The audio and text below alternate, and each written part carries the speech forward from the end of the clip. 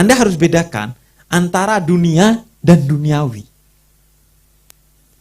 Duniawi itu kata sifat, dunia itu kata benda. Anda memiliki dunia, belum tentu duniawi.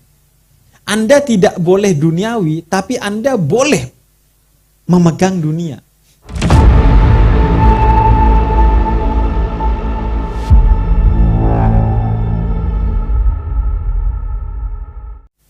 Nah, kemudian yang ketiga sholawat. Iya, sholawat untuk hal-hal yang sifatnya duniawi. Saya mau bilang gini, Anda harus bedakan antara dunia dan duniawi. Duniawi itu kata sifat, dunia itu kata benda. Anda memiliki dunia, belum tentu duniawi. Anda tidak boleh duniawi, tapi Anda boleh memegang dunia. Duniawi itu ketika dunia Anda masuk ke hati Anda. Tapi ketika di tangan Anda dunia itu tidak duniawi. Dalam beberapa hal dia bisa menjadi wajib. Kalau Anda punya potensi untuk memegang dunia, seperti Sayyidah Khadijah yang pegang dunia tapi dia ukhrawi, tidak duniawi. Jadi sholawat untuk hal-hal yang sifatnya dunia itu ya gak ada masalah, asalkan memang bukan duniawi. Saya sholawatin mobil, tapi tujuannya agar ketika pergi ke maulid di basa-basi gak kehujanan, kira-kira kan begitu. Itu kan gak duniawi, itu ukhrawi. Tapi ya dunia. Jadi tinggal kemudian Anda membedakan itu. Dan itu bukan soal di luar, itu soal di dalam itu. Itu soal hati itu. Hati Anda tertambat atau tidak kepada dunia. Ngukurnya gimana? Ngukurnya kata Sayyidina Ali dari Syekh Mutawalli Sa'rawi gampang. Ngukurnya itu begini. Kalau Anda ketemu pengemis mau masuk rumah Anda ngintip pintu apa enggak? Anda nutup pintu apa enggak? Nah, kalau Anda ada pengemis, ya sudah. Anda berarti duniawi itu. Tapi kalau Anda ada pengemis senang, maka Anda ukhrawi. Maka jangan ketika ada pengemis, waduh.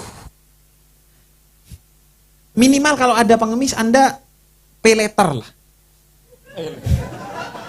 Pay later kan itu ya dicuci tangan dulu kemudian atau pinjemin dulu ke kasir karena kita lagi makan. Pinjemin dulu, itu kan pay later ya. Bayar nanti. Udah dibayar sama kasir, kita bayar ke kasirnya nanti. Atau minimal disolawatin. Nggak ngasih duit, tapi kita solawatin. Tapi jangan diucapkan, Pak sudah saya solawatin. Solawatmu nggak bikin saya kenyang, Cak, kata dia. Solawat. Yulek selawat saya juga bisa. Apalagi ternyata pengemisnya Katolik. Selawat dasmu. Solawat. Anda ngeprank saya, kata dia. Jadi nggak ada, bagi saya nggak ada ini. Karena gini, kita harus cakap ya dalam hal ini. Contoh lainnya begini, ada kita diajarkan untuk ukhuwah Islamiyah, persaudaraan apa?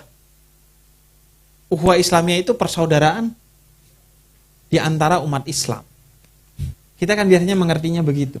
Padahal ukhuwah Islamiyah itu, Islamiyahnya itu sifat. Jadi persaudaraan yang bersifat Islami. Jadi persaudaraan dengan non-muslim nggak apa-apa, asalkan bersifat Islami. Jadi Anda nggak apa-apa bersahabat dengan non-muslim, asalkan persahabatannya bersifat Islami. Apa Islami? Bikin dia masuk Islam? Ya enggak. Itu mah bukan persahabatan itu mah. Iya, itu artinya penipuan itu. Tapi ya adil dan lain sebagainya, berkepri kemanusiaan dan lain sebagainya. Jadi ya tinggal kemudian Anda merenungkan itulah. Itu mungkin ya, karena waktunya juga sudah 9:30 lewat ini. Karena bagi saya yang paling penting adalah asrokolannya Pak Yai Edi. Enggak, dan itu sanadnya jelas. Ini yang salah dari kita. Majelis itu dianggap doa itu hanya backsound saja. Iya kan, doa itu sering dianggap backsound aja. Ya udah sambil makan, sambil ada yang doa, atau sambil gak serius, atau sudah sambil buka HP, doa. Padahal kata Nabi dalam salah satu hadisnya, inti dari satu majelis itu adalah doa. Saya menganggap inti dari perhelatan ini adalah mahalul qiyamnya kita nanti. Karena di sana Kanjeng Nabi hadir, dan di sana ada aura-aura spiritualitas yang akan terbang dari diri kita. Saya sangat meyakini itu. Karena itu kita menanti itu dengan penuh harapan yang besar. Dan semoga ini menjadi manfaat bagi kita, menjadi pintu bagi kita untuk mendapatkan syafaat Nabi Muhammad. Dan semoga Nabi Muhammad lahir kembali di tahun ini, di hati kita, di tempat ini, di pikiran kita, di diri kita, di akhlak kita, di lisan kita, di medsos kita, dan di mana-mana dari diri kita. Dan semoga juga kita semakin memahami eksistensi Nabi Muhammad sebagai manusia maupun bukan manusia, basar la kal basar. Dan semoga kita jumpa lagi dengan Nabi Muhammad tahun depan di perayaan Maulid Nabi Muhammad di kafe basa-basi ataupun di mana-mana. Dan kalaupun kita tidak sampai ke tahun depan, semoga ini menjadi salawat, menjadi maulid terbaik kita, sehingga akan menjadi sebab bagi kita untuk husnul khatimah.